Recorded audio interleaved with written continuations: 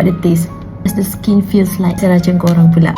Korang tengoklah dekat profil akak ni, dia kata dia pakai 6 hari dan nampak kesan tu. Saya pun tak nak ketinggalan, tak nak lepaskan peluang dengan bahan-bahan yang bagus ni. Teracun korang pula. Muda serum with NAD technology, should review dengan senses kita. The sound, dia bawa watermelon. Colour pula translucent lah. Drop. Actually dia ringan je, tak oily, mudah menyerap. Kita nampak lepas kita guna ni. Macam saya nampak ini instant glowing lah. How does the skin feels like? Soft, supple dan hydrated. Okay, how about the taste?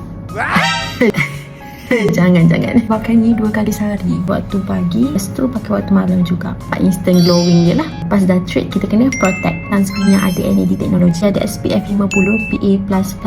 Sapukan pada seluruh wajah kita. Good thing about sunscreen berbentuk stick ni adalah kita senang nak reapply. Dia tak nampak berminyak, lepas tu dia cukup untuk bagi kita protection broad spectrum protect daripada UVA dan juga UVB. Jangan tunggu lama-lama, korang kena grab Muda NAD booster serum dengan Muda sunscreen stick daripada Haus Cosmetics.